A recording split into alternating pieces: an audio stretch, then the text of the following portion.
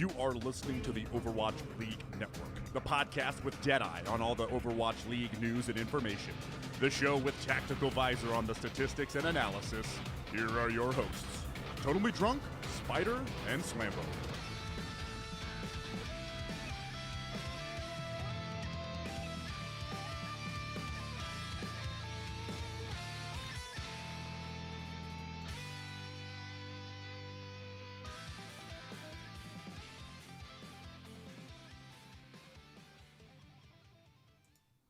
What is up, guys, and welcome back to Overwatch League Network, the podcast with Deadeye on all the latest Overwatch League news, information, and esports analysis. I am your host, Totally Drunk. At tonight on episode 124, we're going to be updating you on the latest news around the league.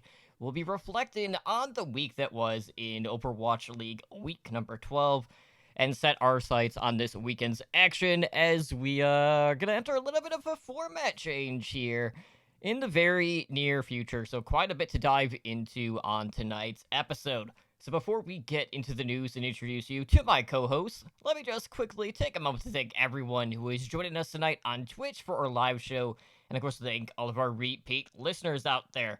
So apologies for last week, guys. I was honestly watching the Valorant Invitational. I managed to fall asleep during that, and I kind of, slept through record time. And, yeah. I'm not going to change my story. That's actually what happened. I'm not going to bullshit. I made it through, the Overwatch, teams match, and then I was out like a fucking light after that. But, we're all back. We've got some... Actually, a pretty, news-heavy week this week, with a lot of stuff kind of, going on behind the scenes. We got... some announcements from Watchpoint. People still piss off about hero polls. There's a lot to kind of dive into, but let's just quickly go around, see how everyone's week has been going for them. So, Winner, what's new, man? It's been 2 weeks at this point. It's finals week, and with finals week comes a lot of stress. So I'm just trying to make it through right now. But other than that, I just been going to work.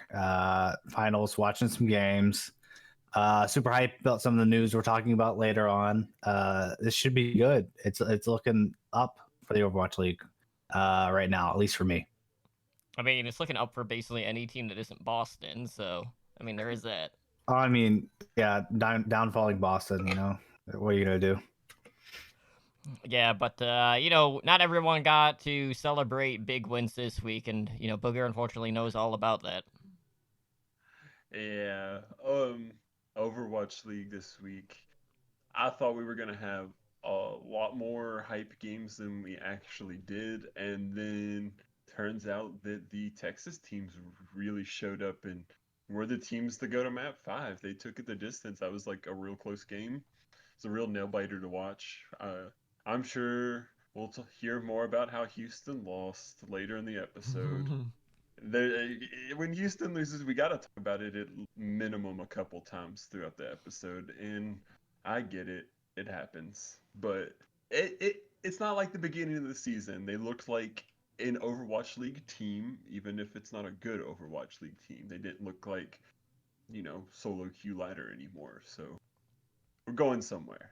Well, I mean, they didn't lose in 24 minutes, so there is that.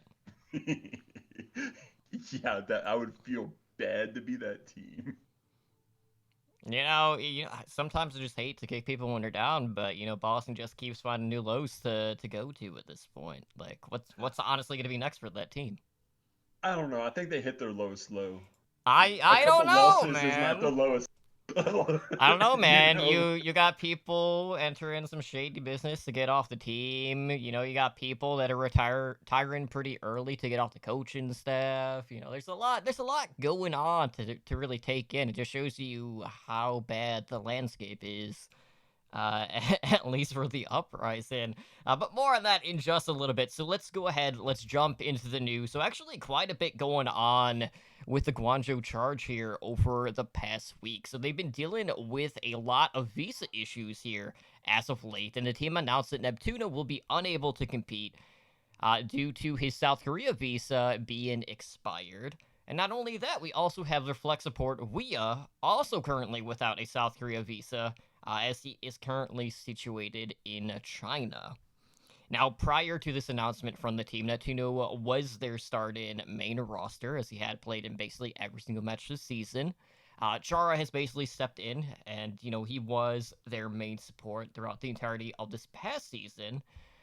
So it's not like they're just turning it over to a completely new main support at this point in time.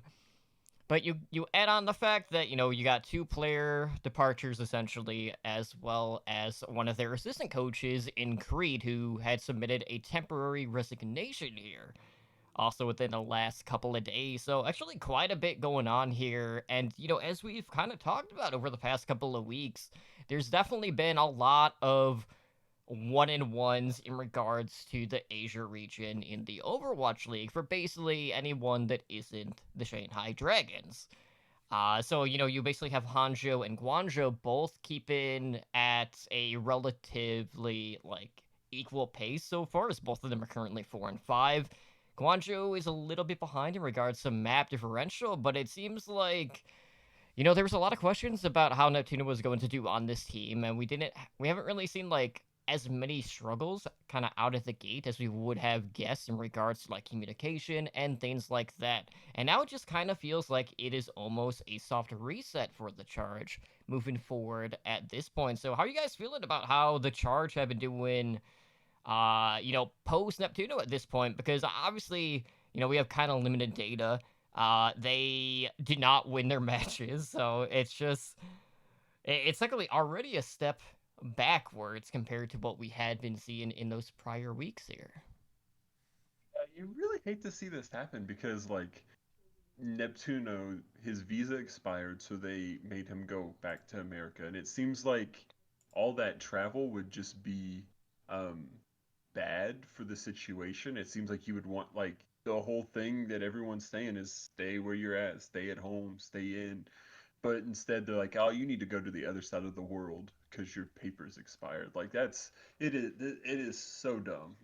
There should be some exemptions for what's going on. But this also reminds me of another team in the league with Paris who has lost two play. I mean, XZ's coming back, but they're in the same situation. They're in the same boat right now as Paris is being down two players, and one of which is Neptuno actually was playing a lot. So we'll have to see this next week. Even if Neptuno was there, I don't know if they could have pulled off the upsets this weekend. They had pretty much the toughest one. I mean, not the toughest, but pretty close to the toughest schedule you could have in that Asian region, playing the Dragons and New York XL. So would Neptuno have helped them there? Probably not. But in the coming weeks against some of the teams that are closer, like the Hunters and the Spark, he's been with that team. They've been working together. So this is I don't know. It doesn't seem good for the Charge, but it doesn't seem impossible to overcome.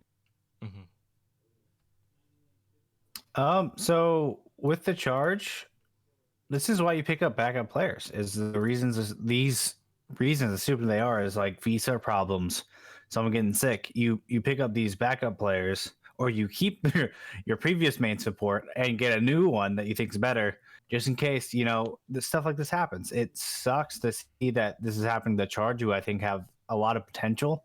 And although I don't know how well they would fare against the next two games, like the teams they were playing with Shanghai and New York from last week. I still think they could do better with the people they had. If they had Neptuno, I still think they could at least take one map off of NYXL. Maybe Shanghai. I don't know. Probably not. Shanghai's been looking really good, but overall, it's just it sucks to see. But what are you gonna do? You really can't. You can't help it. Mm-hmm.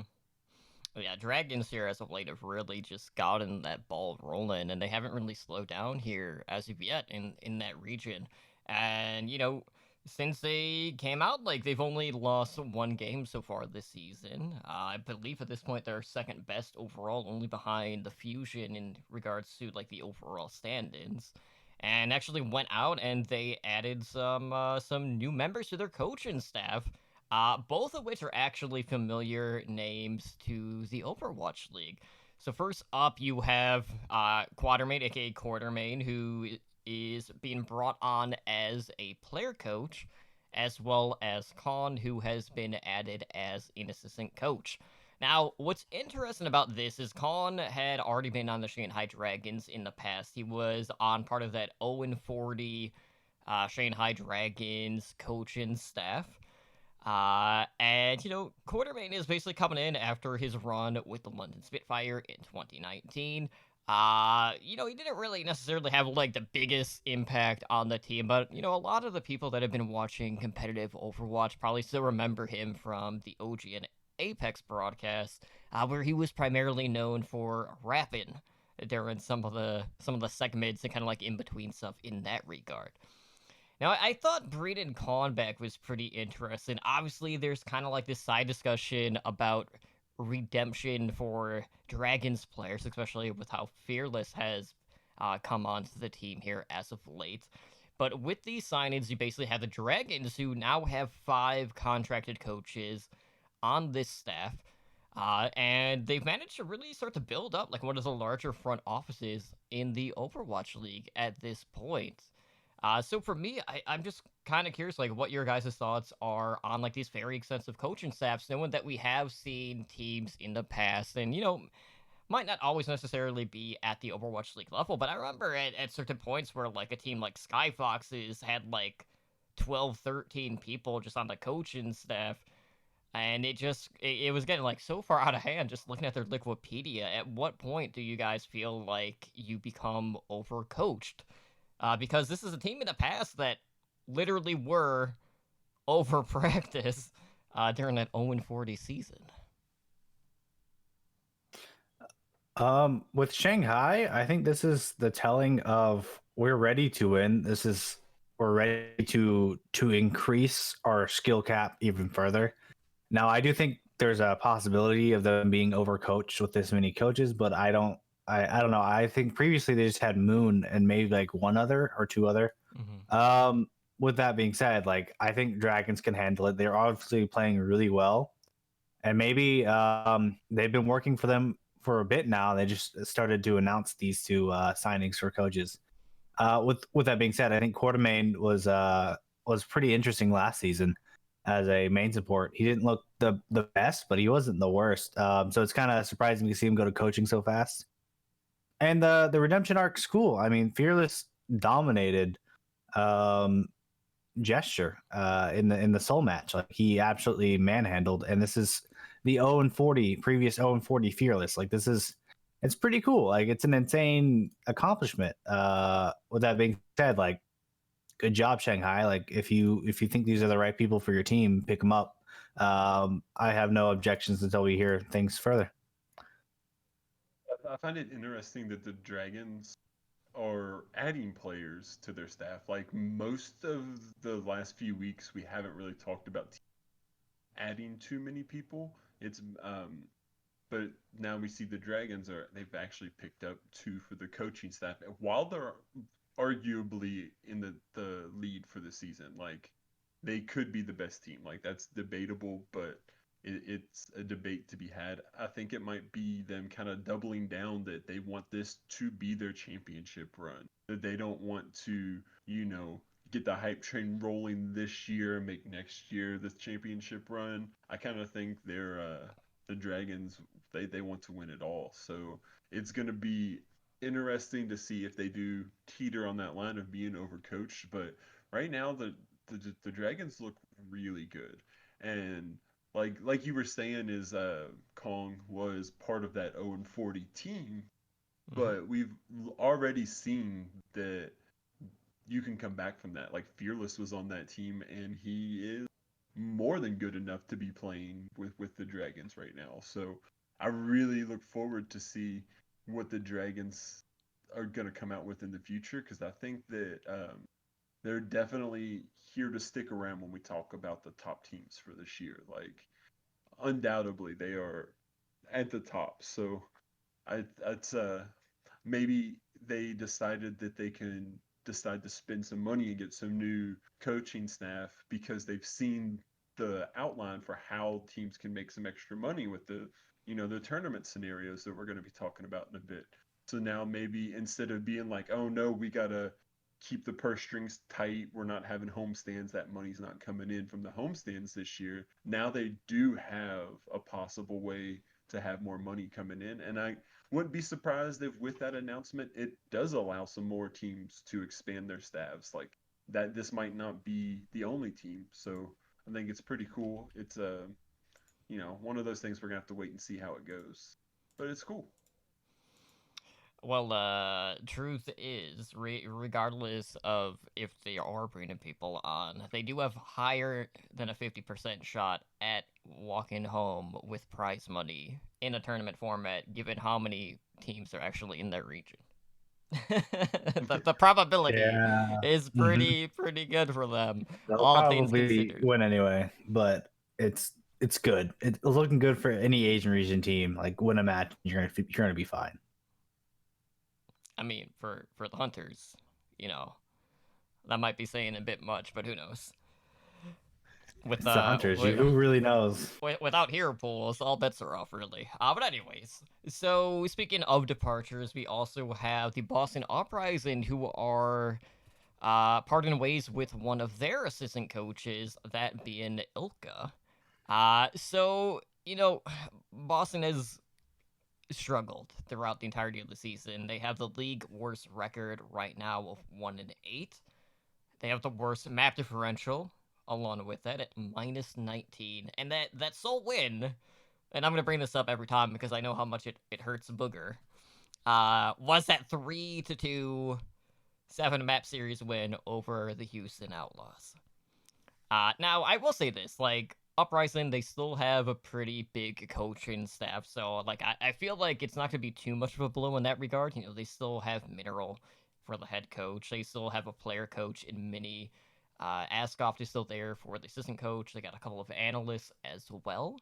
So that was like another team that actually had quite a few in the overall front office. But it's I don't know if this is a situation where Elka's like, man, I gotta get out before it gets any worse at this point. But at this point, I wonder if there was just too much like people like batting heads into like the coach decisions on that team, because they seem to get pulled in like quite a few different directions here as of late, and nothing really seems to be sticking at this point. But then again, like Boston have just kind of had like the same this season where they are trying to do more with less, and this just kind of keeps building towards that narrative. I would guess it's somebody that looks at the state of Boston from the inside and says, "I got to get out of here." Um, you know, what kind of I would be worried to be working on a team like Boston if I was in that sort of business, because that could tarnish your name moving forward, especially if there's like more layers of controversy that ensues. Like Mm-hmm. the uprising coaching staff and management, like they are in a position to possibly be taking steps backwards in a career because of the reputation of Boston. So I don't know if maybe he wants to open up his opportunities and try a new, to try to get with a different organization, or if maybe he's just like, I'm out for a bit. Like I do think I remember reading his thing earlier. I think he said that he was taking personal time for mental health to work on that. So he might just need some time off, and that this online season could be the best time to take off if you're trying to work in that business. So there's a lot of things that could be going on, but once again, like if you were working for Boston, would you not be putting in applications other places too? Because I would be for sure. I don't know. All I know is like it's gonna be a weird day when Uprising Academy is gonna be the last like tier 2 team remaining. The last what is it called, academy team remaining. I saw a tweet. It was like, congratulations, Uprising Academy, for their academy team, Boston Uprising. Like, thank you for joining. Because honestly, I don't know who's better at this point. This team is just not. I don't. Boston's just not there, and it looks like they're falling apart on the inside as well as like on the outside, because this is just not. It's not looking good for them.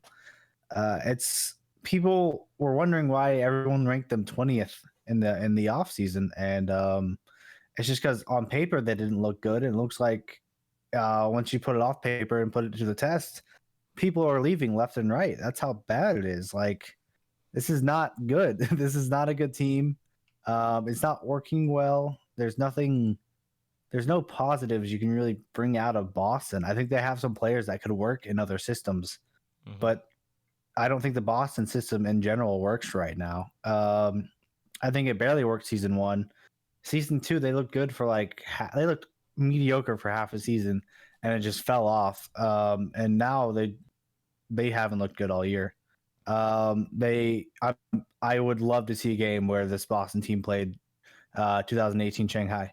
It's just like it's that bad to where like I don't know what to do with this team. It just looks like a free win for whoever gets to play them. It's not good. I don't blame Ilka for stepping away. I hope it's not due to just the team losing. He doesn't want to be part of a losing team, but like maybe some internal things that he can't control. He feels like it's too out of control, or like he just needs to take time away. I hope it's more personal than just like I don't want to be on this team anymore. So let's hope Boston gets better next year, because right now I'm just marking them as a loss this year. Yeah, and it's a shame too, because like traditionally, like I mean, this team has had moments in the past where they had some good stages here and there, especially during like the dive meta. But in the grand scheme of things, this team has always been better at selling talent than actually keeping them. So, there's that whole discussion of, well, if you're having like these constant moving parts, like how well oiled can that machine really be like throughout the entirety of a season? And, at this point, like honestly, the wheels just feel like they're falling off. They can't really sub anyone in. They basically have to work with what they're given. And, it feels I would say like it feels like they're losing before they even step on stage, but obviously we're not playing on stage because it's online only. But it's definitely been a rough go of things, and it's hard to really have like a positive outlook for Boston. And I'm very curious to see like how their fans are feeling about all this, because we do have a couple of podcasters out there that do work for Uprising in the front office, or just avid Boston fans. And we dog on Outlaws quite a bit, but Boston has definitely kind of like overtaken them more so now than any other team has. Now, Houston's been better than Boston for a while. I know that's not saying much. I don't think somebody's got to be the worst team, and right now that's Boston. And Well, they're probably gonna stay that for a little while. But like it's kind of hard right now for them to be able to make progress, because not only is it, I see like it seems like it'd be really hard to be signing new players right now. So like, what can they even really do? I mean, I'm not saying like Boston was better prior compared to the Outlaws. I'm Yeah, just saying that we would constantly get the Outlaws flag primarily because of our peers. true. I understand, but yeah, it's still like I just don't know. It seems like they have nowhere to turn, and that's kind of rough, because like a lot of other teams they could be having problems too, but they have players they can switch in and out of the lineups and things like that. Where Boston's that they have no subs they can make, and Mhm. like how would a team pick up a new player right now, or in Boston's case, how would they pick up multiple new players right now? Yeah, they'd have to Like, be NA based, yeah, essentially. they would have to be NA based, but it would also, I think that a lot of well, they changed it now so that teams can play across the whole country online. So that, I guess that could kind of open up options for them. But like I don't even know what Boston could do at this point. I don't even think if they signed Bumper they would come out of the 20th spot. I heard the MV team and NV players are looking for a new team, so maybe they'll just pick them all up and we'll go from there. I think that's the best option for them, unless some of them are under 18. This is Boston needs to do something, and this coronavirus is not helping. I feel like they're kind of just stuck with what they have, and really, it looks like it's getting lower and lower what they have. Like they don't have a lot anymore. Mm-hmm. This is if we're gonna go back to what we were talking about with like the Houston Outlaws dogging on them a lot versus the Boston Uprising. I would say they're kind of putting in where Mayhem stood last year, which was like just not good, and I dog on them no matter what because Mayhem really just have not looked clean. But now Mayhem is kind of looking a lot better. Outlaws, who had a really bad start to the season, is looking better. All these teams that were previously pretty bad are improving. Meanwhile, um, Uprising's just standing still. So it's just you can't do much right now. Yeah, unfortunately, though, not all teams are able to kind of like stand still right now because the Titans lately have been kind of getting jerked around the globe. And they're actually heading back to North America after they had shipped out to South Korea here in recent weeks. So we have the Titans NA bound yet again. And, this news honestly came as a surprise to many, given a lot of like the behind the scenes issues that, have been rumored or surfacing here in recent weeks between, the players as well as the team management, with basically everyone trying to like disassociate themselves in regards to being like in the Titans org all over social media, whether it was the players or even some of the coaches. And, we haven't really read too much into this, but the primary thing I wanted to point out was Super's tweet in response to this, because it was golden. So Super tweeted, "Damn, got dominated so hard in the Asia region, you had to come back to get some easier wins. I respect it."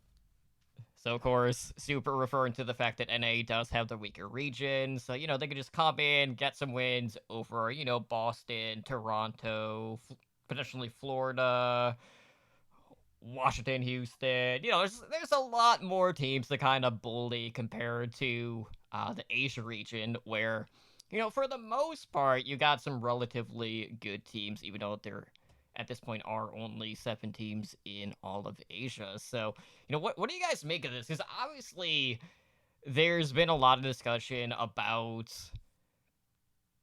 what's happening behind the scenes and the players not being happy.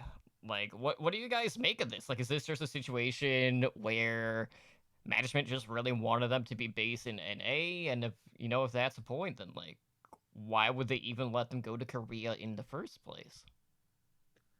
Yeah, I wonder if it's deeper than just the 2 games they lost in the league. I wonder if it goes down to they were getting rolled so hard in scrims that nobody even wanted to practice with them. Like, is it that level of they got beat out of the Asian region, or was those 2 losses just too much? Too much. Like, last year they lost 3 regular season games all year. Mm-hmm. So this is not a team that knows how to lose. Like, they have never had to learn how to lose. So it's interesting if maybe those losses really like threw gas on a little ember that was already festering inside their organization, because most teams would not have controversy over 2 losses, which is not good, especially for the Titans. It's not good, but you know, one weekend they win both games, the next weekend they evened it out. Like, I don't know if it was. It's got to be something more than just those 2 losses. Like, I really do wonder if they were just completely not being able to be competitive in their scrims with the Asian teams, or if maybe it was like a players' coaches wanted to be based in South Korea or America, and there's the conflict between there. Like, I don't know what it is, but we do know that the Titans are coming back to the American region, and their first 2 games I do remember are not crazy tough games. They are definitely easier than any games they would get in the Asian region because they are coming up against their first game back is against the Justice and then the Mayhem are their games back in the U.S. So I it, it's kind of weird. I wouldn't expect the league to be like basing the schedule around what a team wants. You know, I wouldn't expect them to be like, "Oh, Well, we're coming back to America. It's too hard." they have to because of the quarantine period due to travel restrictions. What do you mean? They have to go on a mandatory 14-day quarantine. Oh yeah, yeah. But after that 14 days, they still give them like Atlanta or Paris or like a tough game. I But know, they've but got I'm just saying, like, if people are Washington. wondering, like, why there's been kind of like lulls here and there in the schedule for certain teams, that's why. Mm-hmm. Yeah, yeah, gotcha. So, my whole take on the situation right now as it stands, I still don't think the players are happy, but I don't think their living situation. I think there's a rumor about this on one of the forums somewhere. Is that their living situation in Korea was not what they wanted at all. I don't know the whole situation, so maybe they decided we're gonna go back to NA where our living situation was better, and so we can at least play better, play more as a team. And I that's honestly just what I think happened, and that's the only thing I could think of for them to go all the way to Korea back to NA was maybe the players just were not happy in Korea at that moment where the management put them. That's the only thing I could really think of. The rest I don't think makes sense. It looks like the Vancouver Titans, the players are ready to play, which is good. They're ready to play again, even if they're not happy. This is a step in the right direction. So let's just hope they get back to their old form because I'm kind of tired of seeing weak Titans, which I think they can do a lot better. You know. He's tired of seeing a weak Titans, even though it was only 1 week.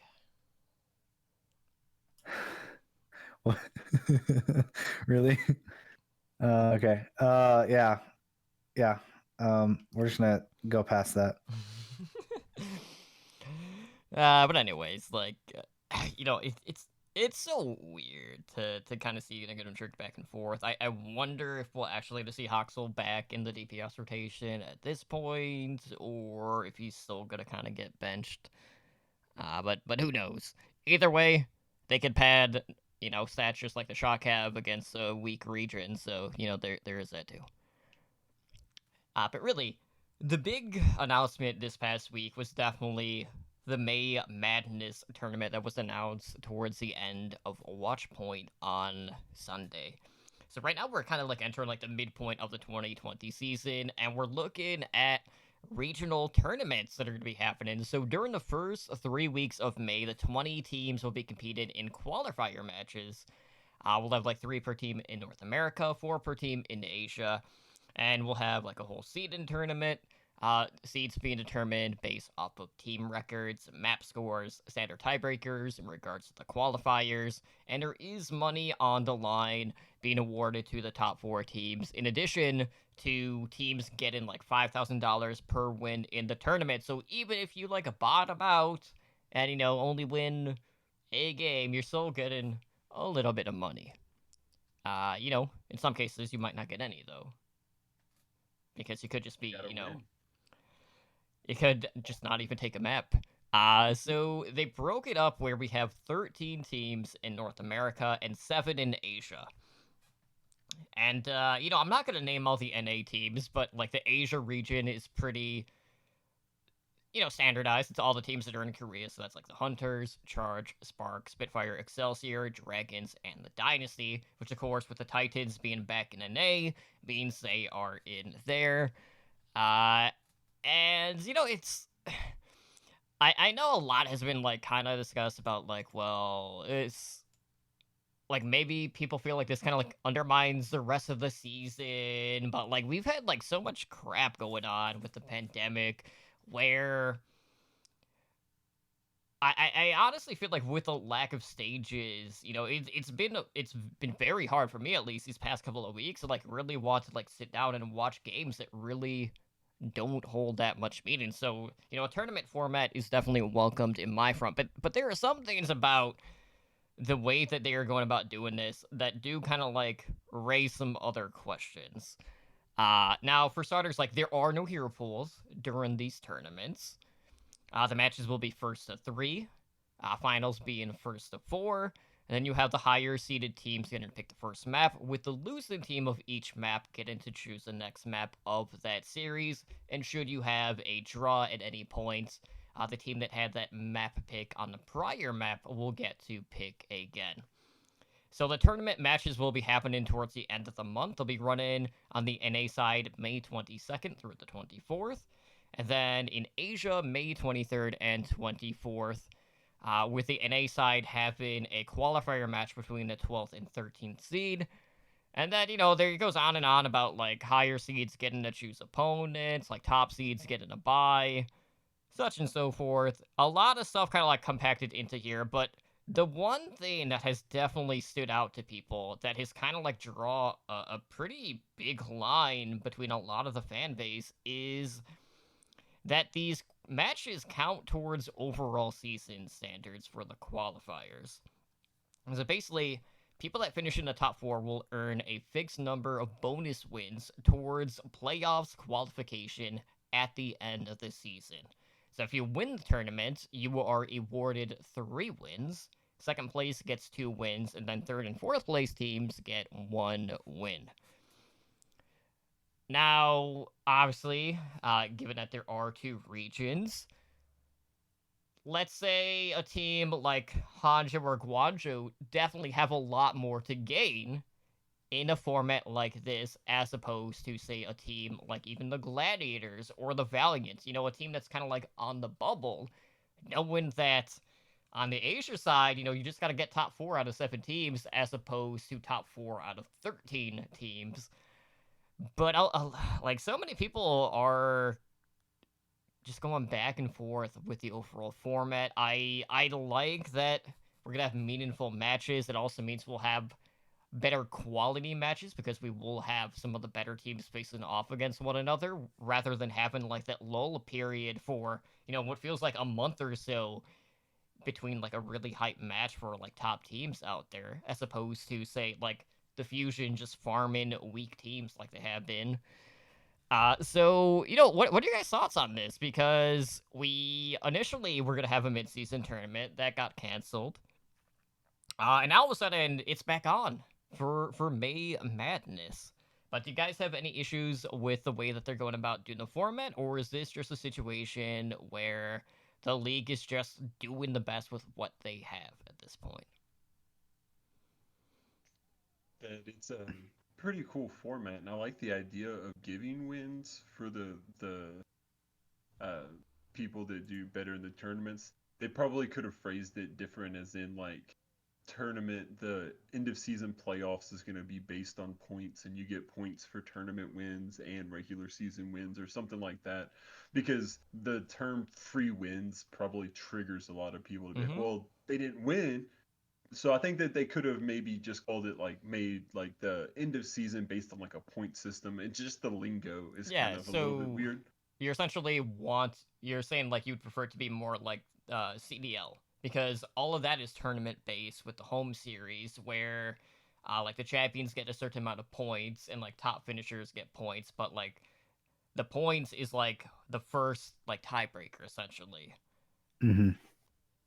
Yeah, yeah, that would make sense. The thing that strikes me is no hero pools. They're going to be practicing playing all these games leading up to the tournament with hero pools, Mm-hmm. just to like toss them out the window. Like I don't like that idea. Like I want to watch Overwatch League. I want it to be as close to what I can get going in to play the game on my own. You know what I'm saying? Like, Right. you don't go to a basketball court and it's like, oh, the free throw line is further away on this court and it's closer in a different. Like, teams don't do that. Like, they don't go to the NBA finals and all of a sudden the 3-point line's further away. Like, you don't want to change the way that they've been playing the whole season or the majority of the season for the tournament. Like that to me doesn't make sense. Like whether you like hero pools or not, the consistency should be there. And if it's a matter of, well, some rounds will have different characteristics because they'll be a round one week and a different round the next week. Well, but this is what the game of Overwatch is now. And I want to see the best teams at it when they play Overwatch, the same game that I can play. But instead, they're playing an Overwatch with no hero bans. So it's like, we might be able to be like one of the things I like doing is watching in Overwatch League and then going and seeing if I can get people to like replicate the compositions that they're doing on the ladder. It doesn't work out for me. Yeah, I'm not because as no one good, wants to but play May on the ladder to get her banned in Overwatch League. that too. But like the fact that it can be replicable, I will be so bummed if like the main meta that the teams are playing through this tournament includes banned heroes for that week. That would be just very unfortunate. Like I don't understand why they would suspend the hero I mean, rules. I can tell you why. It's because the midseason tournament wasn't going to have hero pools. The finals not going to have hero pools. So if they're going to replicate it like any other tournament they have, they're not going to put hero pools in something like this kind of tournament. It's for me that makes complete sense because this is basically replacing the midseason tournament, and for them to do that completely, they're gonna make it to where there's no hero pools. I'd rather not have hero pools. That's just me personally. I also the wins losses situation. I'm completely fine with it because first off, they definitely could have put it in earlier, but also so much things have happened. I just want something entertaining, super entertaining, and if the players don't want to play something where it's just money based and they need something more, I don't know what else you can give them in the Overwatch League. Then more wins. And if you want this tournament to be competitive the way that the players want it to be, then you're gonna have to give them something in return. Right. There has to be incentive. This is the players' incentive. Because honestly, I don't think they care about the prize money that much. I'm pretty sure they're not getting a lot of prize money from their contract. So it's just like they need something to really show that this is important to win. It does suck that the Asia region has more of an advantage, but in a perfect world, like everyone would be playing together, and you can't really fix that. This is what the Overwatch League needed. We don't want to see games. I'm gonna call it out. No one wants to see Toronto Defiant versus Los Angeles Gladiators, unless you're a Gladiators or a Toronto fan. Like, this game is going to be a blowout. There's so many games. Oh, I don't know for sure that I'm just predicting, but it's like, okay, the Florida Mayhem versus Boston Uprising. We don't want to see that. We want to see these games with like the top teams playing each other, and we got that a lot last year through 3 stages, and we have not got that this whole season. Or these high stake games, these high stake matches where it's just good Overwatch. It's competitive. Like there's an end goal. You see the end goal. These three games in the next 3 weeks. Get your placement. You want to win these 3 so you get a high placement in this, so you have an easier chance to get this money, easier chance to get extra wins. It's just I find it so much more entertaining than just watching them play the same teams over and over again, or play a different team one week and then play a different team. This is what I want from Overwatch League next year: is to go a CDL route and just have homestand tournaments. It's literally just like have them play tournaments, make it bi-weekly. Maybe like one part of the world is doing it one week, the other part of the world is doing it the other week. Do something different to where it's entertaining for everyone and everyone can enjoy it. And it really makes you feel special for watching it that week because you have to watch this whole tournament go on instead of just being like, I watched a few games, they were all stomps. I'm gonna go home. Yeah, I feel like one of the key themes here is just the fact that, with everything going on, there has really felt like there has been like a major disconnect where, given the matches that we have had so far and knowing, strength of schedules and things like that, knowing that they have to work around where teams are based, that, the whole, who's the best team in the league argument has kind of been shoved aside because it's skewered based off of the competition that they are facing. So like the whole win-loss aspect of it, at least for this first half of the season, has kind of just gone on the wayside. But I don't know if, like, say, completely abandoning and going towards a point-based system and just counting, this May tournament and then forward as, like, what has, like, the major say would be the right way to go anyway.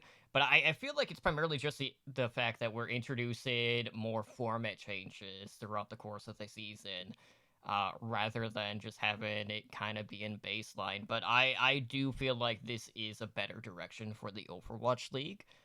And, the league hasn't shied away from, making changes to, just the way that the league is structured. And I would not be surprised if they do go this route, because I do enjoy the CDL format.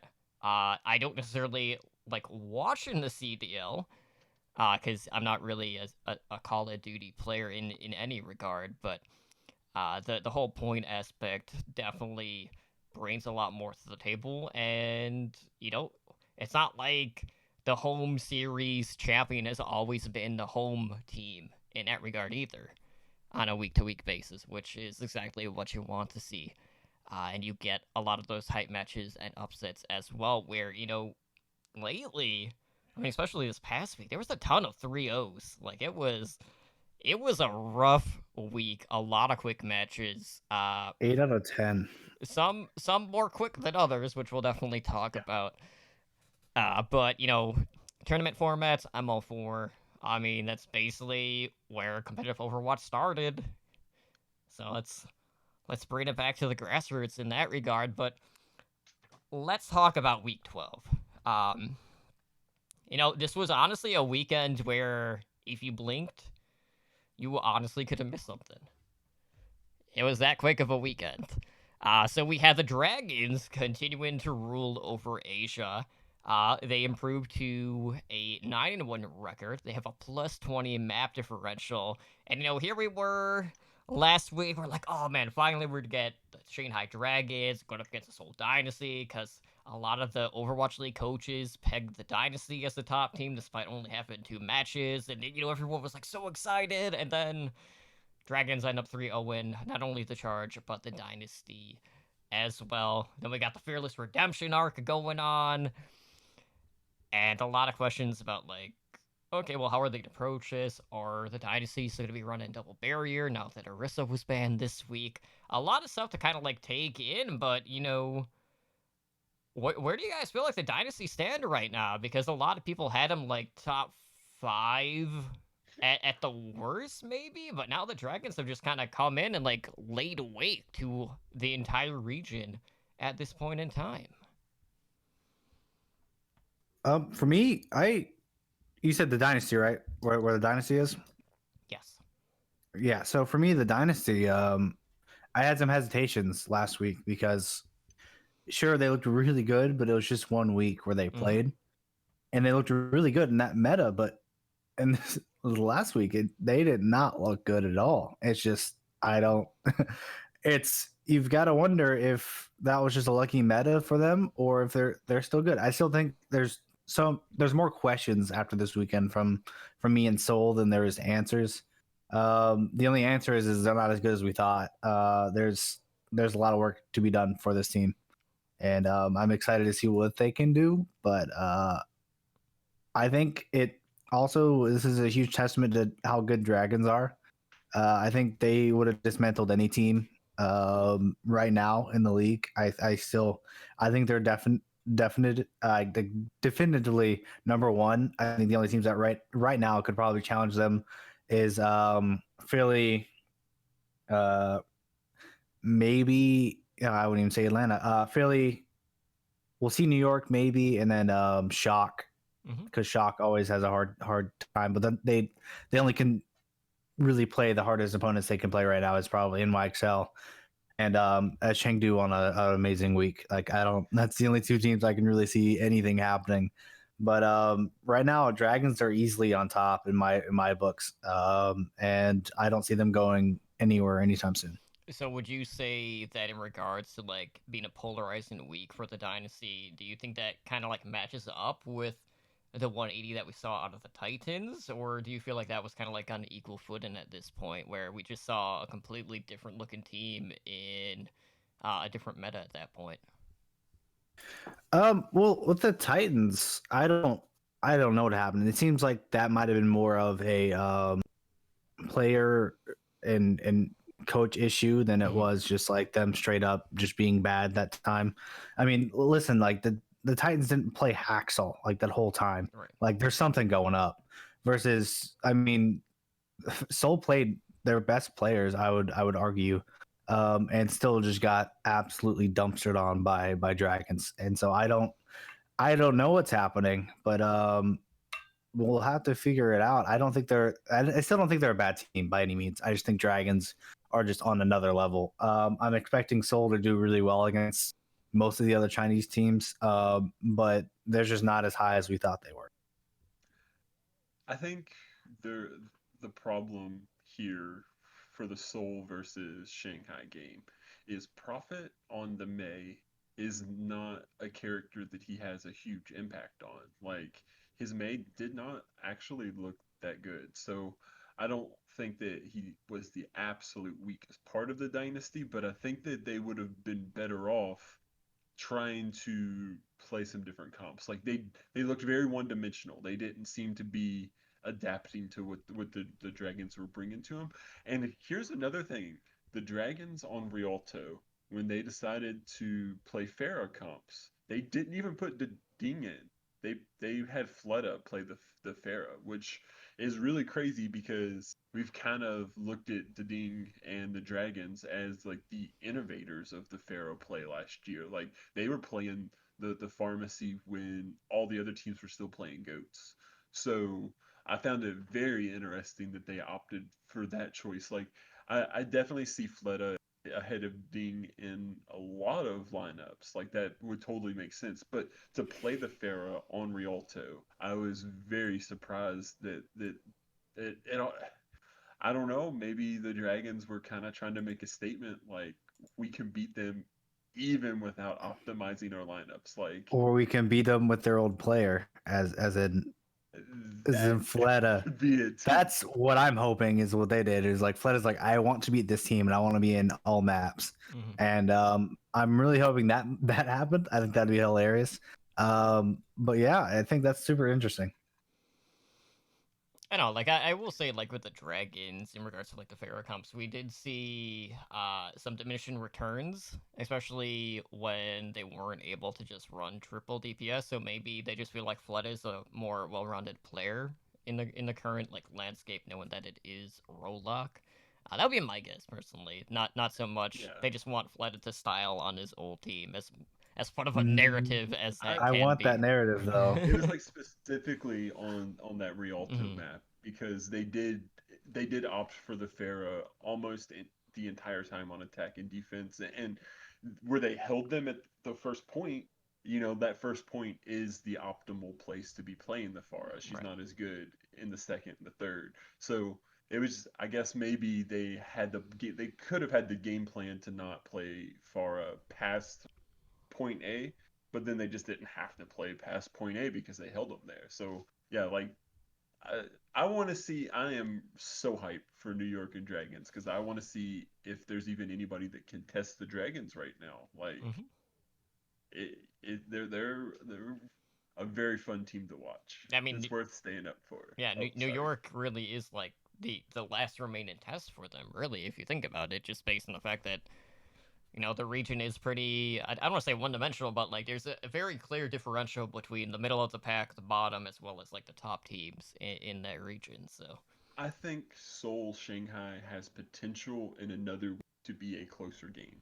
Mhm. If you allow Prophet to have his tracer, I think that could have made a difference. Maybe not in the whole series, but it would have definitely made it closer, in my opinion. Yeah, forcing Just Marvel onto the Diva too is definitely like another yes, point of contention. yes, yes. Like it definitely did not seem like that Seoul was gonna have their optimal week for hero pools. It just didn't seem that way. But that's what Overwatch is now. They got to get good or get left behind. But I definitely don't think that we're gonna see Seoul play I don't think we're going to see him get 3-0'd regularly. I think that's probably going to be a exemption of this season for yeah. Yeah, definite wake up call moment for the dynasty. So outside of that, speaking of quick matches, like we had the Mayhem Uprising series, which I'll be honest, like when this match started, I was like, you know what, I'm getting hungry. I went to go grab food, and by the time I came back, they were already on the third map of the series, and I was just like, what the f is going on? So unfortunately for Boston, this has essentially just been a season of not like this moments for them. And the Mayhem wrapped up the series, and the series itself, and if we talk about actual game time, was only 24 minutes and 9 seconds. We've had individual maps that lasted longer than the entirety of the series, and that really puts things in perspective.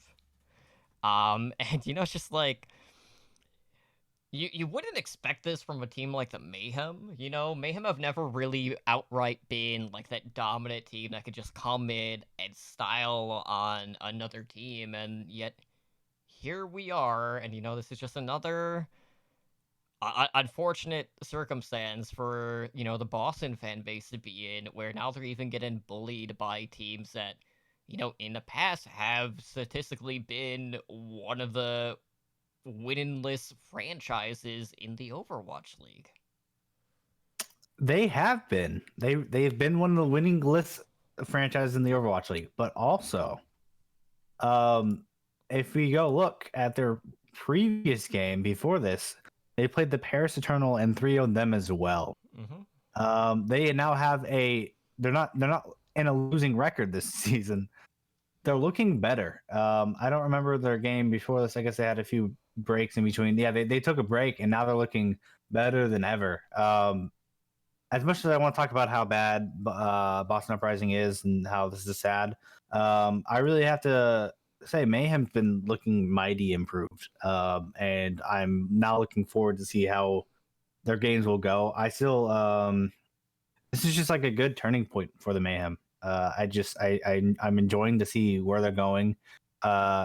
Sure, Eternal has been weakened by a few departures, but I mean, you can't deny that, like, either way, that's a good win was against Paris Eternal. And then this was a really good win where, I mean, they let everyone not watch Boston Uprising play for an hour. It was a win-win for everyone. And so, it just good job, Mayhem. Please continue to improve. I want to see more. Yeah, this might have been equal parts Mayhem being better than they've been and Boston just not being good. Like, I don't think there's really a question. Would y'all agree that the Mayhem we've seen these past like 2 weeks has been the best Florida Mayhem that has existed since the league started? So like they are, we called it before the season started. They had the potential to be the best Mayhem that has existed, and now they're definitely on the.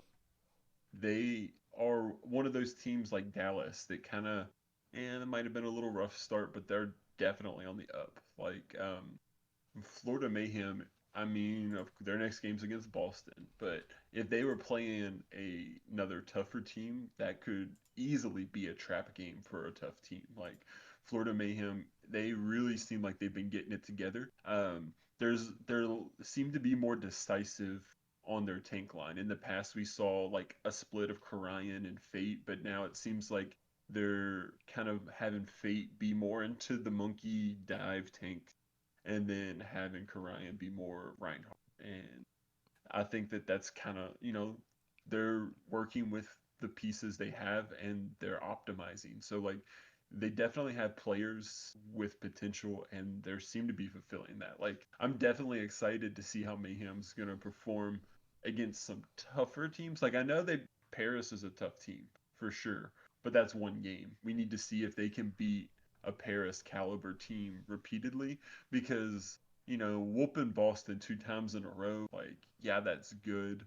But at the same time, having a close win over a stronger team would be better for the Mayhem. But yeah, I definitely think that we have possibly not even seen them peak yet. They might still be on the up. I don't know if they're near their peak, but we'll have to see where they come. I think next week, and next week they only have one game against Boston, so Yep. it'll be a So minute till we see some. and some don't take a break. Don't go pee. You're gonna miss it. So just look out for that. I'm watching that game. That's one of the games I'm super hyped for, just to see if it happens again. If lightning Dude, strikes twice. It's gonna be after 24 they minutes play. and 10 seconds this time. They're gonna miss Well, it. okay. I just scrolled through the schedule after they play Boston, so it should be more of a test, but it's still gonna be questionable. Booger, you kind What's of up? cut out there, so I don't know. They Oh, play Vancouver, is what he was Okay, saying. okay. they're playing Vancouver next, so it's like we don't really know. Like we're still gonna have questions because we don't know where Vancouver's at. Well, So I mean, in that regard too, though, like we're gonna get a little bit of the old guard versus new guard for Runaway in that series. that is very interesting to see how that goes. Yeah, we're starting to look pretty far into the future for it's like 2 weeks ahead. Um, but yeah, no, Mayhem on the up. That's my conclusion for that game. They are going up. They're getting stronger. I mean, you say like we're looking ahead, but like really, Booker, if you think about it, right? Like we not necessarily haven't had the schedule that far in Yeah, advance it's either. exciting. It's very True. exciting. We haven't had I a don't even- choice. it's We like couldn't- it's like guys, it's Monday. Oh yeah, we got a podcast tonight. Is the schedule up? No. I don't know how many weeks I've gone through while we're talking, and I like to look at schedule to like, make wild speculation and click next next blank. So Mhm. it's it's very nice to actually know what's going on. I love it. Yeah, it's a definite change of pace in that regard. But unfortunately, like with this weekend, there was a ton of 3 Overwatch outside of like 2 matches. Now, one of those matches that was not a 3-0 was a battle for Texas between the Fuel and the Outlaws. It did go to a 5th map, of course. On Control, it did go to the 3rd round. You couldn't script it any better. And, this match in particular, I mean, this is one of the few that I caught. This match did not disappoint. Obviously, there's a lot of fun banter, between the Fuel and the Outlaws, whether it's, the actual teams, whether it is the fan bases, whether it is our podcast peers. You have the house divided with, Blaze and Bob and Mel and them having a bet based on who wins and who loses, all of that fun stuff. And this one really felt like a coin flip. There were times when the Fuel would like try to dive the Outlaws, and then you had the Outlaw support line that were grease the grease up men from Family Guy just slithering away at every given opportunity, and they just couldn't quite catch them, which was pretty amusing. And we saw quite a bit of the hack fist coming out from the Outlaws after they were trying to play more of like the perceived meta or what we would expect to see with like the May and the Reaper. And their hackfist definitely has kind of been something that they go to the well to whenever, Tracer isn't in the meta. Because that had kind of been like their trump card here in recent weeks with Dante. But across the board, like it felt very even. But with like any battle for Texas, it really does feel like, okay, which team is going to throw this map? There were a lot of situations in the control maps where a team would get it to 99, the other team would flip, and then they would just run it back. And, it seemed to happen time and time again in that regard. And, it just felt like the Fuel had a little bit more adaptability the longer that this series went. But, definitely lived up to my expectations for what we got. And these two teams just keep trading back and forth at this point in time, and it was Fuel's week to win it. So Mel's gonna have to don that Dallas hat, which honestly not even that great of a bet to begin with, but you got to work with what you're given. Yeah, that game had me on the edge of my seat. I thought the Outlaws were turning it around. Um, it it really was pretty back and forth. Like I kind of was surprised to see no Linkser in the lineup, even though the McCree Widowmaker, all of the hit scans that he's known for were available. Um, I would have suspected to see Dante benched and see the Linkser Blase before Blase Dante just because of the hero pools. But I mean, what do I know? Because I one of the things that I did like about the Outlaws in this game, even though it's a loss, trying to pull some, they started out on that the McCree May with the Reinhardt comp, and it wasn't the best for them, and they adapted. Like we have seen how many times Houston be playing out, and they just slam their head in the wall and over again. But then this time they switched pretty quick. Like by the end of the first map, they had already started making. So that's definitely a good look from Houston. I kind of think that we might see a really strong Houston coming up in the next, because I know Dante has been grinding on the Echo. So if it comes into the scenario where that's going to be a mainstay of the meta, we might be seeing a different version of Outlaws coming. But well, who's to say right now? We'll have this game definitely. Generally, I like to watch like the watch point post shows and see what they're gonna do in the hero pools. Oh, after this game, I just Alt F4 later. Like I was kind of bummed out because I really thought the Outlaws had it. Yeah, for me, this game was great. I enjoyed it. It was a good game. I think Fuel should have took it faster. That's just my opinion. I still think Fuel's a better team. So good on Outlaws for making it more competitive. It really shows that I might have underestimated the Outlaws a bit more than I thought, or I overestimated the Fuel. I don't know. But what I'm really sad about is that none of the players called the other teams comps trash like the Gladiators did to Valiant. Personally, I think that makes really good for just entertainment for me, and I'm very I'm very sad it didn't happen. It just didn't show up. Fuel tried to trash talk a bit, but it was kind of awkward because like they barely won the game, and I don't know. It was just it was weird. It was a good game though, and I'm really super excited to see if another Fuel Outlaws matchup, because I think that'd be entertaining. I like how Nura's like, well, they barely won the game. I'm pretty sure the Gladiators barely beat the Valiant too, even despite the shenanery of the Torbjorn Yeah, Ash but we composition. trash talked afterwards. We trash talked afterwards.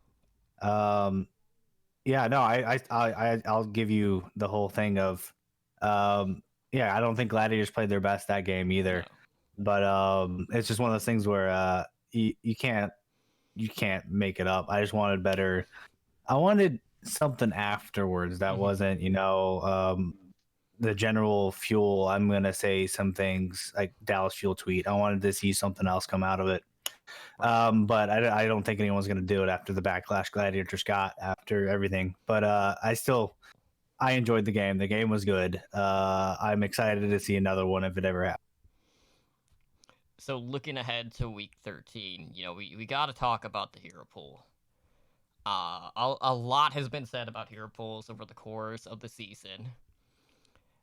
I would say there is one group in particular that have been very vocal, that being hit scan DPS players, and for good reason, because it has been every other week where we have seen McCree and Widowmaker being banned.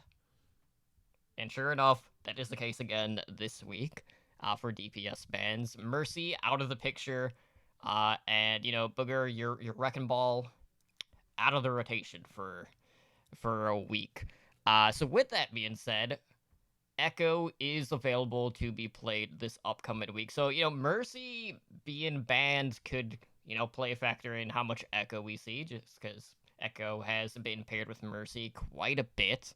And like the thing that really bugs me is just like every time like Echo is either involved or not involved, it's always come at a cost of well, her primary counters aren't available to be played, so then we can't really see how they're actually going to fare against the Echo players, because I want to see how Echo's going to do against the top McCrees, the top Widowmakers, because Hitscan does counter her, and now we're not going to get that for the second time in a row. So who knows what we're going to get in that regard? But I feel for like these players that are grinding on ladder who like to play Hitscan, knowing that every other week they're having to switch heroes, because there's still like that disconnect in regards to ladder play and the heroes that we are seeing in the Overwatch League, where I know for the DPS, if I'm not mistaken, I want to say, weren't there only like 3 heroes that were eligible to be pulled again? Wasn't it just like McCree, Widow, and Ash? Or was there someone else in it this week? May wasn't May? No, May was not in No, it actually. May hasn't been Because she in it. was last week. Yeah, I don't remember. It is very odd that they are so similar. But you also got to think that the McCree and Widow bans last time kind of might have what gave the spark and gave way to seeing a lot of the Ash play we've seen. Right. Before the past couple weeks, we really haven't seen any Ash. And I really wouldn't be too surprised if a viable DPS line for this next week is Ash and Echo, because you got to think, with no other hit scan options, it almost is kind of corners you into playing the Ash. But then if the other team has an Ash, I feel like Bob is one of the more valuable ultimates that you could earn, and from your duplicate with Ash Mm-hmm. or with Echo. Duplicating Ash would be one of the Mhm. most valuable things. Set aside tank ults. It seems like what I've noticed is a lot of people tend to opt to duplicate the tank, Right. but it seems like Ash really, like, I was thinking about that the other day. It's like it seems like Ash is a very viable duplicate. Um, so yeah, I really wouldn't be surprised this weekend if we see a lot of Ash Echo composition, pending that players are going to be able to play the Echo with the Mercy ban. Mm-hmm. Like, I haven't seen solely Echo and Mercy in ladder, but also it seemed like everybody was just picking Echo no matter what when Right. it was available. So it's kind of like you can't really make too much inferences. But I'm definitely excited to see how teams are going to utilize Echo. What do y'all think they're going to do? Like the I pairing. like it. Let's say we see Echo. I would imagine we will see a lot of double barrier. In which case, I have a stronger feeling that would be Orisa Sigma as opposed to Reinhardt Sigma, primarily just due to the fact that Bongo has kind of been like the primary duplicate ultimate target to just clean up on fights over say like just the extra shatter for the stuns. Um, I mean the Valiant are playing this week, so like I would not be surprised if we do see some teams trying to go all in on like the counter dive compositions, running like the Torb Ash again. Like I could definitely see Mhm. the Valiant doing that again, and knowing the rain, like they would have no problem just mirroring the Torbjorn compositions. Well, they played Ash last week. Atlanta Rain played Ash last week when Mhm. McCree was viable. Like I think Ash is turning to more of a viable pick. They made a really good quality of life changes to her kit, and now she's looking more viable than ever. I think she's a good option, but also you have to put in the fact that maybe Echo is going to change the whole meta up.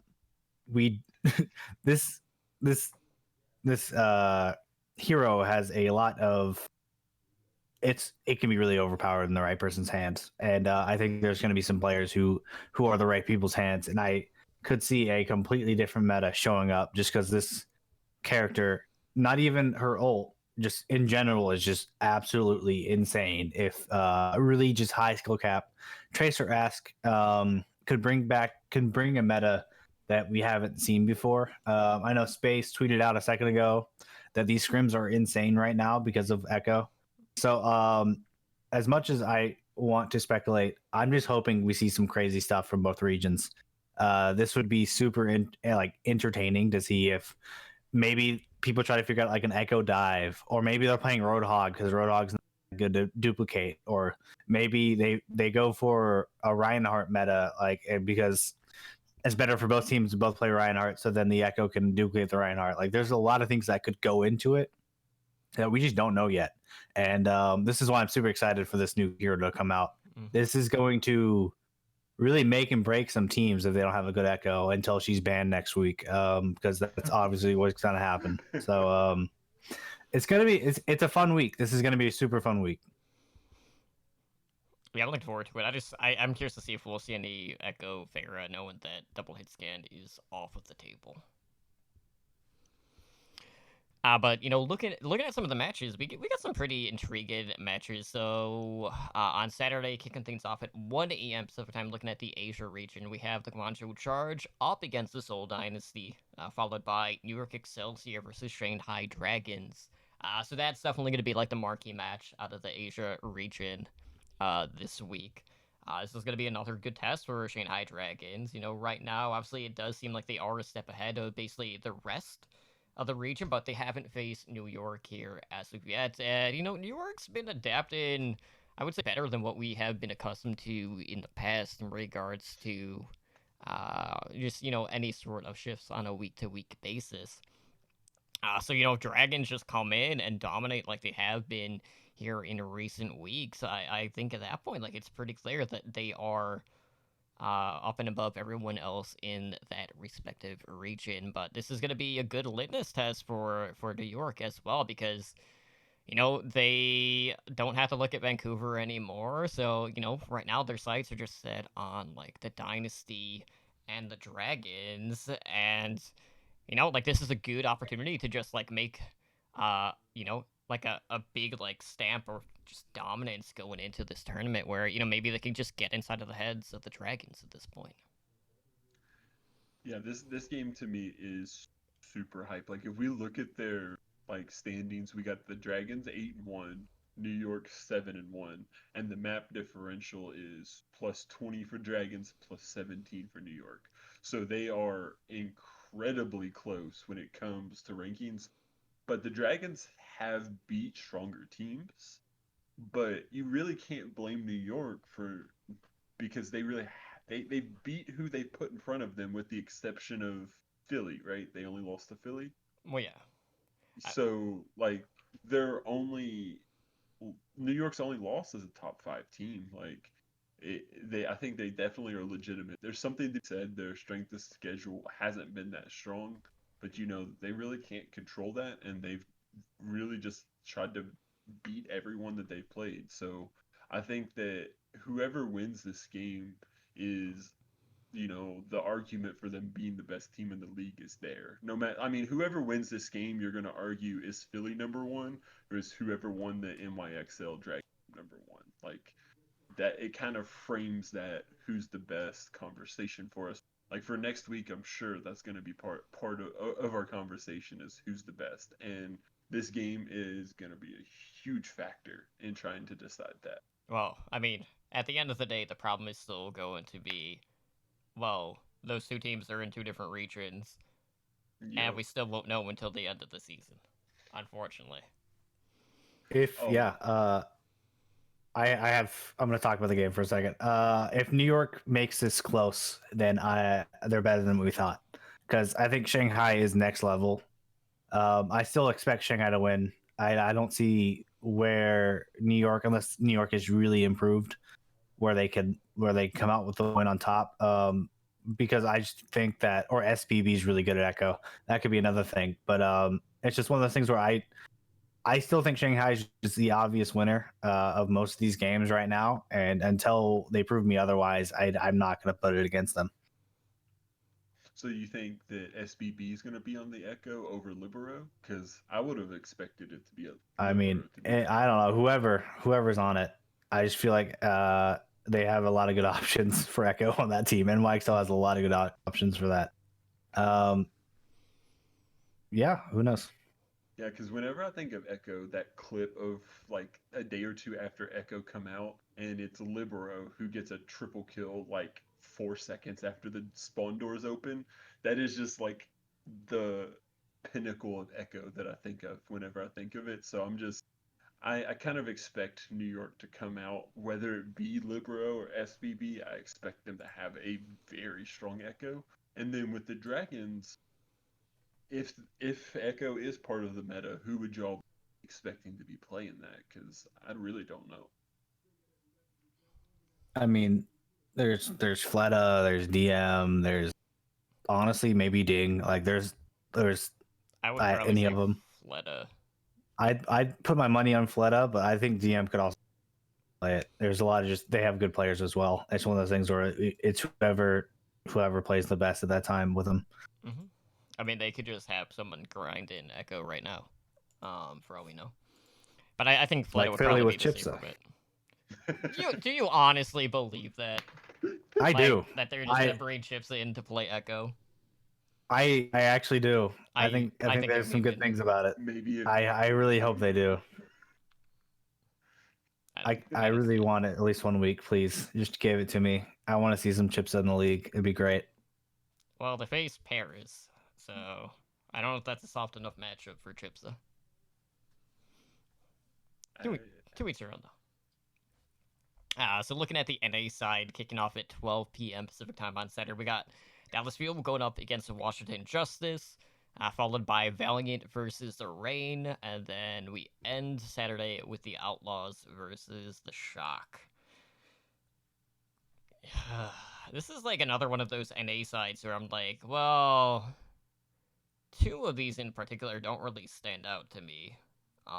Valiant Reign could be interesting just because we have seen kind of like off-kilter compositions compared to like what we deem to be normal for like Overwatch League standards, so that one might be pretty fun. But like I don't think the Justice are gonna stand a chance against the way that the Fuel have looked this season. It's another team that's just been like punching down essentially.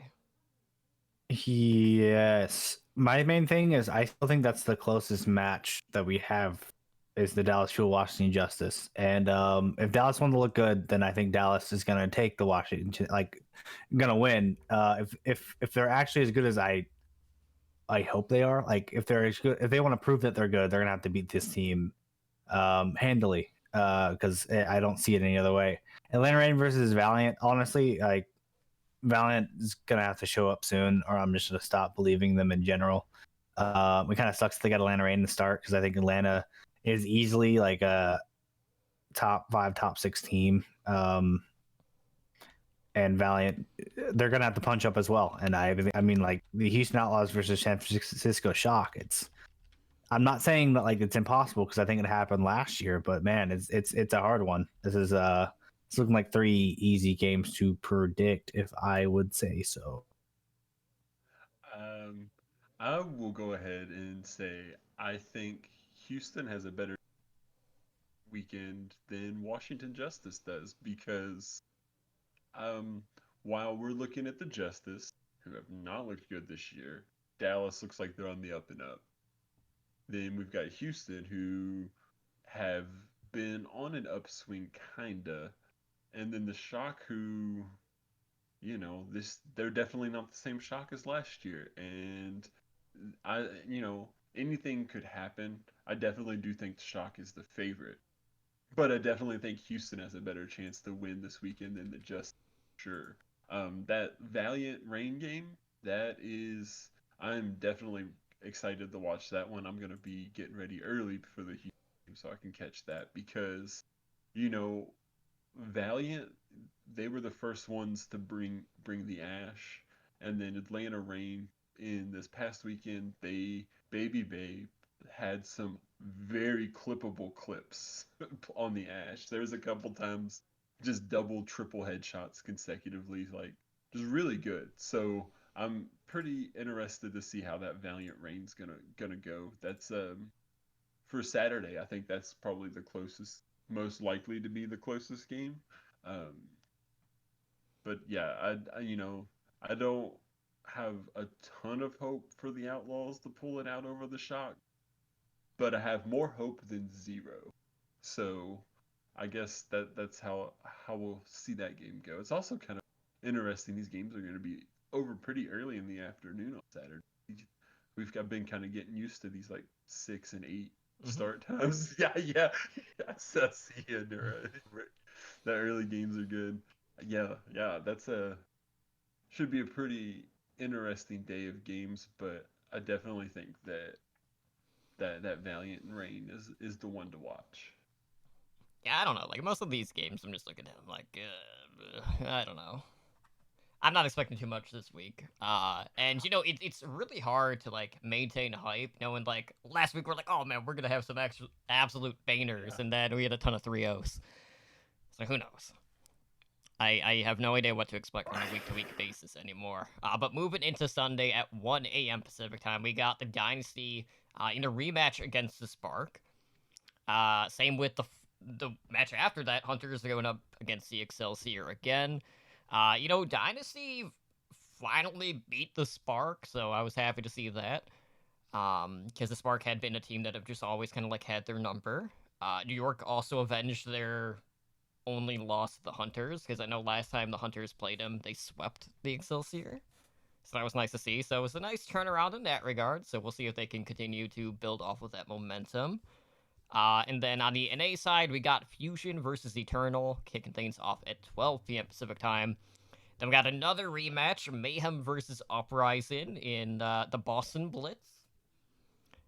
And then we wrap things up with the Defiant versus the Gladiators.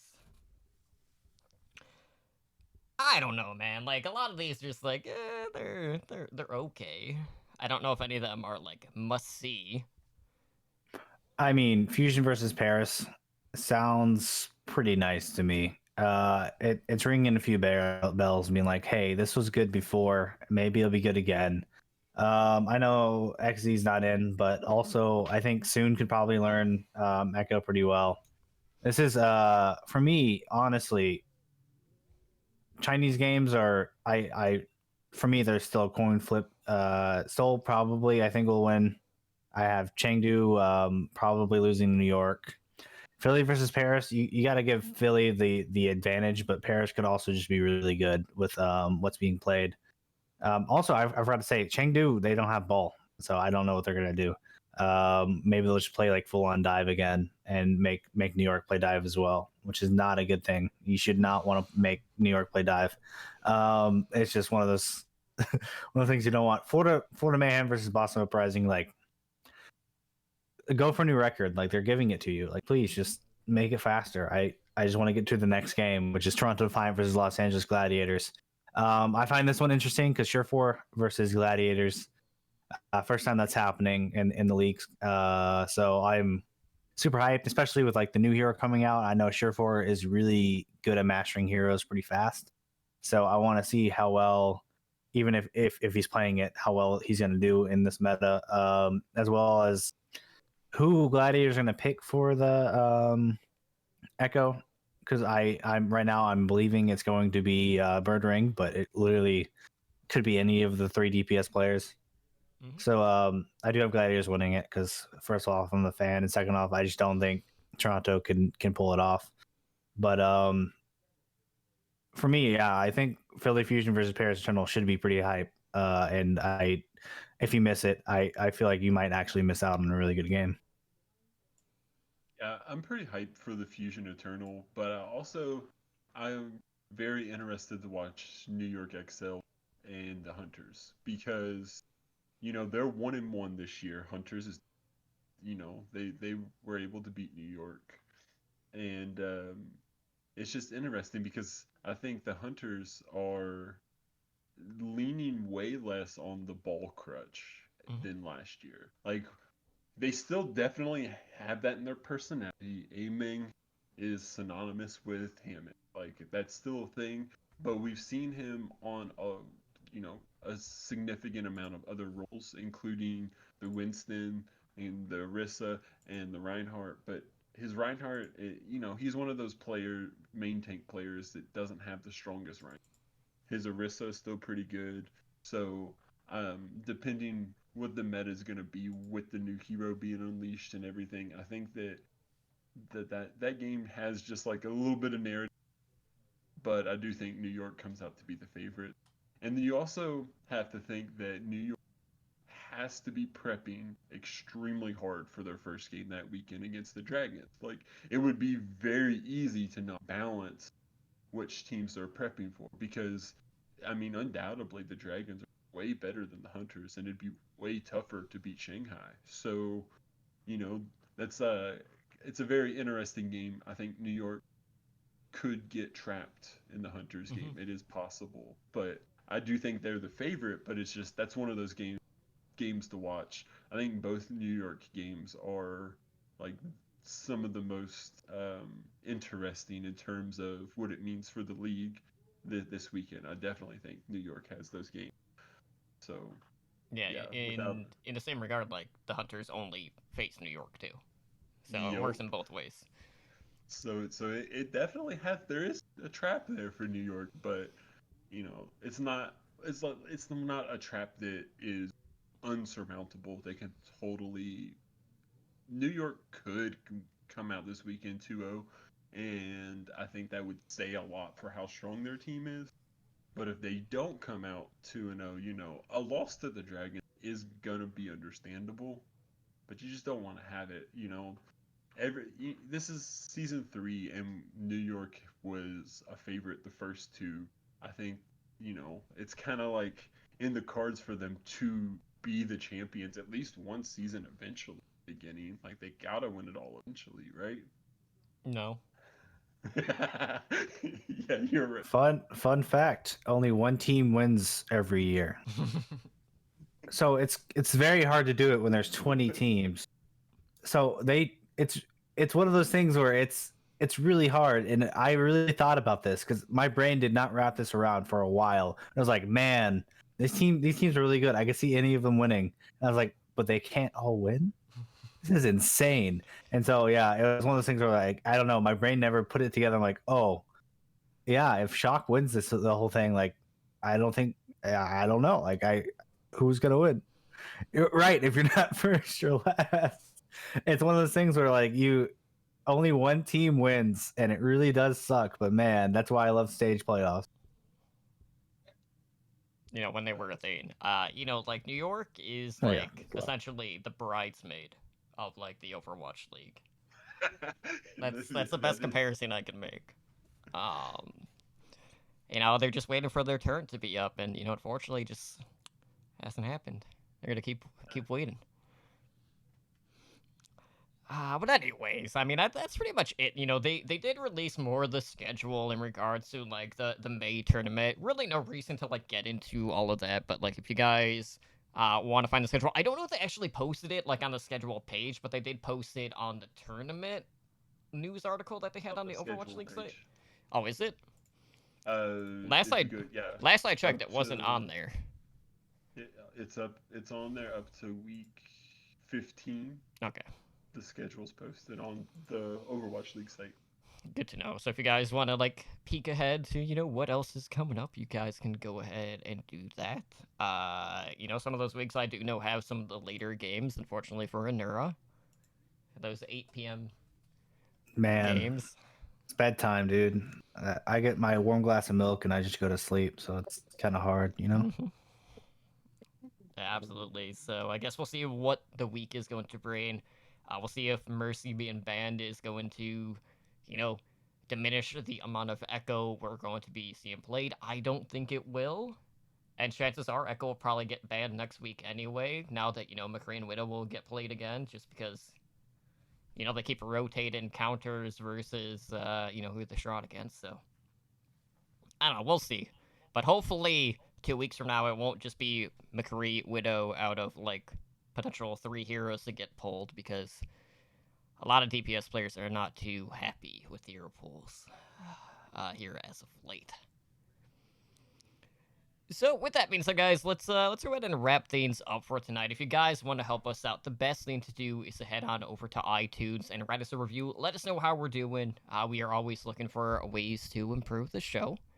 If you guys want to find additional Overwatch-related content, be sure to check out Overwatch Recall, which is our podcast directory for all things Overwatch, whether it is Overwatch League, Fantasy Overwatch League, Blackwatch Report. I want to say like Path to Pro podcast, but it's just them, so there's that too. And then every Sunday we do the Weekly Recall, which has a list of all the prior week's episodes. So to keep up to date with all of that, check out Recall on Twitter at OW Recall. So, of course, if you guys want to support us, we do have a couple of things that you can look at, whether it is, supporting us via Twitch, but we also do have our Patreon. And so why don't you let them know how they can directly support not only this show, but as well as our podcast network. If you'd like to show some additional support to our network, of Overwatch shows, consider pledging via Patreon. Tiers start at just $1 a month. More information can be found at www.patreon.com/OWL network. You too can join the likes of our Master and Above Patreons, Daniel Al, Kasha, Agent Life 044, and 044 in helping our network grow. And Booger, how can they contact the show? If you want to contact the show, you can send an email to contact@owlshow.com. We have a website that is www.owlnshow.com. You can find us on Twitter at owlnshow. All of the previous episodes of the show you can find at youtube.com/Overwatch League Network. If you want to join our Discord, you can go to discord.me/OWLShow. Best place to find people to play some games with and just talk Overwatch Leagues, the Discord. The Twitch, you go to twitch.tv/OWLShow. We are Twitch affiliates, so you can help support the show by subscribing to the channel, and you get to earn the network emote. The podcast network streams regularly Overwatch League Network, this show airing Mondays at 7 p.m. Pacific Time. Overwatch League by the Numbers airs Tuesdays at 6 p.m. Pacific. Heroes Never Die, the variety show, is Wednesday at 5 p.m. And Tavern Tales, a Hearthstone Battlegrounds program, airs Thursdays at 5 p.m. Pacific Time at twitch.tv/TavernTalesHS. Absolutely, and I actually have another podcast coming out soon. I'll have more details on that. Another one? It's not gaming related. I mean, if anyone can see my background, you should probably know what it's about. Knitting. It's Yes, about knitting. It's about knitting. It's about That's knitting. exactly Got what it. is. Man, how'd you know? Definitely not horror movies or anything related to that. So yeah, well, I'm working on like all the podcast stuff in regards to like sounders and iTunes artwork, all that good stuff. But anyways, if you guys want to contact us via social media, of course, you can do that as well. And before you do that, make sure you add SpiderGD and just put F because what's going on with the echo stuff? Do you still need more footage, Spider? Let me know. We could always get more footage one of these nights. But you can reach myself on Twitter at TotallyDrunkCTR. And then when I do stream, it's twitch.tv/TotallyDrunk, which has primarily been Battlegrounds, as I've pushed both accounts above 6K rated, both with perks and without perks. So that's been an absolute blast. And, just looking for more things to blame on my good buddy Celestalon whenever things go awry. But Anura, where can our listeners get a hold of you? You can find me on Twitter at AnuraOW. Booger, where can they find you? You can find my Twitter at BoogerBrains with two Z's, BOGBRAINZZ. So, Spider captured 3 hours of footage and it all got corrupted. That is a feels bad, man. Jeez. I mean, I guess I'll stop giving you flack then. It's out of your control. So again, guys, thank you so much for joining us for another episode of Overwatch League Network. You've been listening to episode 124. I've been your host, Totally Drunk, joined almost as always, depending on if I'm here, by Anura and Booger. And we'll see you guys back tomorrow night when we talk about some more fantasy OWL and how no one knows who to start because of hero pools, and every week is something new. You guys take care and have a good night.